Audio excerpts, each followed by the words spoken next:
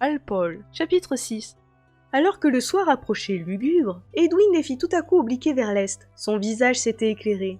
Je n'étais pas certain de retrouver l'endroit. Expliqua-t-il. Mais nous avons de la chance. Nous dormirons en sécurité cette nuit. Ils n'eurent pas le temps de s'interroger sur le sens de cette déclaration. Tandis que le soleil disparaissait derrière un pic rocheux, ils découvrirent une bâtisse abandonnée, construite avec d'énormes blocs de pierre montés à sec. Le toit était constitué d'impressionnantes dalles de schiste noir, et les fenêtres n'étaient que de simples meurtrières. Seule la porte était faite d'épais madriers décolorés par les intempéries et renforcés par des ferrures énormes. Voilà, à ma connaissance, le seul endroit où des pionniers ont essayé de s'installer à Astariul. Indiqua Edwin.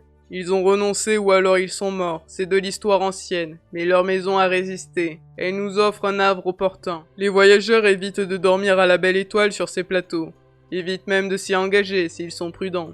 Et les chevaux ? Sanki Maniel. Nous les mettrons à l'intérieur avec nous. Je doute que les propriétaires viennent se plaindre. Alors qu'un feu s'élevait dans la cheminée réchauffant peu à peu l'air glacial, ils prirent leur repas emmitouflés dans leurs ponchos assis sur leur sac. Edwin avait insisté pour qu'ils déchargent la totalité du chariot. Ces murs sont solides, avait-il commenté. Il est toutefois inutile d'attirer l'attention des créatures nocturnes qui vivent en Astariul. La porte n'avait pas de serrure, mais une barre métallique à l'intérieur en condamnait l'ouverture. Le maître d'armes l'avait mise en place avec une moue satisfaite. La bâtisse ne comprenait qu'une seule et vaste pièce, et comme il n'y avait plus trace d'un quelconque mobilier, ils s'allongèrent aussi près qu'ils osèrent des flammes, tandis que non loin d'eux, les chevaux se tenaient serrés les uns contre les autres pour partager leur chaleur. Bien plus tard, un hurlement réveilla Camille en sursaut. Il lui fallut quelques secondes pour retrouver ses esprits. Le hurlement retentit à nouveau, lancinant, inhumain, allant crescendo jusqu'à atteindre un aigu insupportable avant de s'éteindre, dans un gargouillis. Près d'elle, ses compagnons se redressèrent. Bjorn saisit sa hache. Il n'y a pas de danger. La voix était celle d'Edwin. Il se tenait debout dans l'obscurité près d'une meurtrière, scrutant la nuit. C'est un brûleur. Continua-t-il. Il se trouve à des kilomètres. Vous pouvez vous rendormir.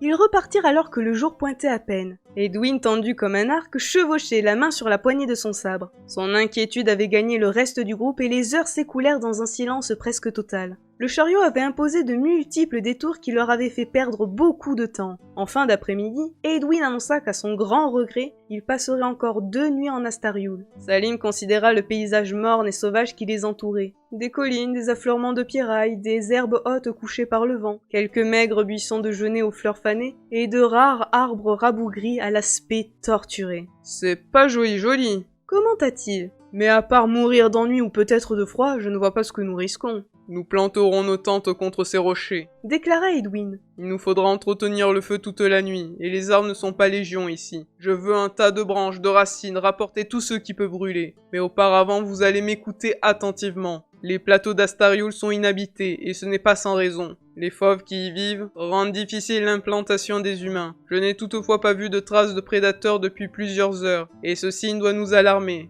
Le brûleur que nous avons entendu la nuit dernière rôde peut-être dans les environs. Ou alors... le pressa Bjorn. Quelque chose de plus redoutable. Il se peut que cette nuit nous soyons attaqués par une goule. La bestiole encore plus terrible qu'un ogre ne put s'empêcher de demander Salim. Exact. Acquiesça gravement Edwin. C'est une créature nocturne de la taille d'un homme qui se déplace sur 2 pattes et à ma connaissance n'utilise pas d'armes. Mais alors... Tais-toi 5 minutes. Se fâcha Edwin. Si tu ne veux pas que je t'assomme. Les ghouls sont très rares et chassent toujours seules. Elles hantent Astariul depuis des siècles. Par malheur, une goule est indestructible ou presque. Elle ne craint rien. L'acier la traverse comme si elle était immatérielle et l'art des dessinateurs est sans effet sur elle. Son étreinte dégage un froid mortel et ses morsures du venin. En cas d'attaque, nous ne pourrons compter que sur le feu. Seules les flammes la font fuir. Des questions ? Camille frissonna et Bjorn hasarda une objection.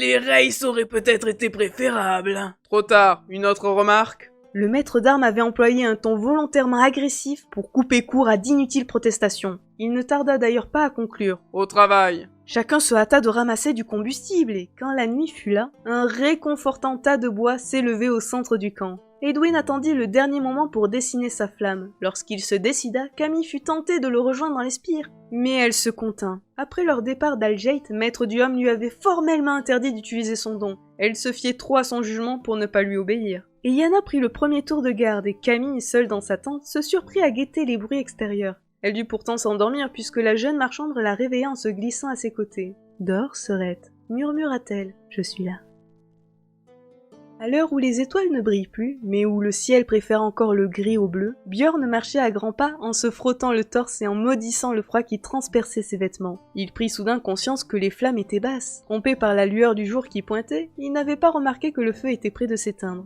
En poussant un juron, il saisit une poignée de branchettes qu'il s'apprêtait à jeter sur les braises, quand un feulement sauvage le fit se retourner. La goule était sur lui. De prime abord, il crut que c'était une vieille femme vêtue de haillons, aux cheveux sales et hirsutes. Puis il remarqua les crocs, le regard jaune, les longues griffes qui prolongeaient les doigts décharnés. Il bondit en arrière en lâchant son fardeau, et sa main se referma sur le manche de sa hache. La goule le suivit d'une démarche fluide. Björn leva son arme et avec un grognement sourd, en projeta le fer de toutes ses forces. Se serait-il souvenu des paroles d'Edwin qui l'aurait quand même frappé? Mais il ne se les rappelait pas et l'effet de son coup le prit totalement au dépourvu. Le tranchant de la hache de guerre passa au travers de la goule comme si elle n'avait été qu'une illusion. Björn, qui s'était préparé à l'impact, fut emporté par son élan, pivota et se retrouva dos au monstre. La goule le ceintura de ses bras maigres et le chevalier poussa un hurlement. Un froid insupportable se dégageait de cette étreinte et se répandait dans son corps comme un poison mortel. La créature était dotée d'une force sans commune mesure avec son apparence. Björn défaillait lorsqu'il vit Edwin se précipiter vers lui. Le maître d'armes n'avait pas tiré son sabre. Il jeta tout son poids entre la goule et sa proie. Le chevalier sentit le froid refluer et il s'effondra. Edwin avait roulé sur le côté pour éviter un assaut du monstre. « Le feu !» hurla-t-il. « Le feu !» À son tour, Maniel entra dans le combat. Lui non plus n'avait pas saisi son arme. Il porta un coup de poing à la goule qui l'évita sans peine. Elle attrapa le colosse au niveau des hanches et sans montrer le moindre effort, le souleva au-dessus de sa tête. Elle le fit tournoyer une seconde et le lâcha. Maniel s'écrasa 10 mètres plus loin, inconscient. Yana et Salim étaient sortis de leur tente et essayaient désespérément de raviver le feu, tandis qu'Edwin tentait de distraire l'attention du monstre. Mais la goule était beaucoup trop rapide. Un premier coup au creux de l'estomac plia le maître d'armes en deux, un autre le projeta en arrière. Camille, qui assistait à la scène les yeux écarquillés par la terreur, vit la créature se tourner dans sa direction. En 2 enjambées, elle fut sur elle. Maître Diom voulut s'interposer. Un simple revers l'expédia au sol. Les bras de la goule se refermèrent sur Camille, qui poussa un cri de détresse. Un froid terrible la saisissait, figeant ses membres et menaçant de faire exploser son cœur. Et Yana bondit à son secours. La lame qui avait été dessinée éternelle brilla dans la lumière de l'aube, mais traversa le corps du monstre sans lui causer le moindre dommage. Du plat de la main, la goule frappa la marchandre qui s'effondra. Camille crut apercevoir Shamvit briser fiévreusement ses flèches, mais ce devait être une hallucination. Salim se précipita vers elle en hurlant son prénom. Son corps se transformait en glace, sa peau se plissait, ses yeux se fermaient. Pourtant, une petite boule de vie continuait à irradier de la chaleur à la hauteur de son cœur. Camille comprit dans le brouillard qui l'envahissait que le chuchoteur se battait pour elle. Puis il y eut le cri de Shamvit. « Ne plus bouger, Salim !» Et ses flèches décochaient à une telle allure que ses gestes étaient flous. Chacune des longues tiges de bois privées de leur pointe d'acier se ficha dans le corps de la goule avec un bruit sourd. La créature se tendit comme pour refuser l'inévitable. Son étreinte se relâcha. Elle tituba un instant, image d'une vieille femme au corps hérissé de flèches, puis s'écroula et ne bougea plus. Camille avait si froid qu'elle aurait hurlé si elle en avait encore été capable. Ses muscles tétanisés la maintenaient debout, tandis que son cœur martelait sa poitrine de grands coups douloureux. Elle ne sentit pas des bras la saisir, l'envelopper dans des couvertures, la frotter, la masser. Elle ne perçut pas les voix qui l'encourageaient, la suppliaient, non plus qu'elle vit Artis ouvrir des bras impuissants. Il faisait froid, vraiment trop froid. Le chuchoteur dans sa poche émit un cri strident. Camille laissa échapper un dernier soupir.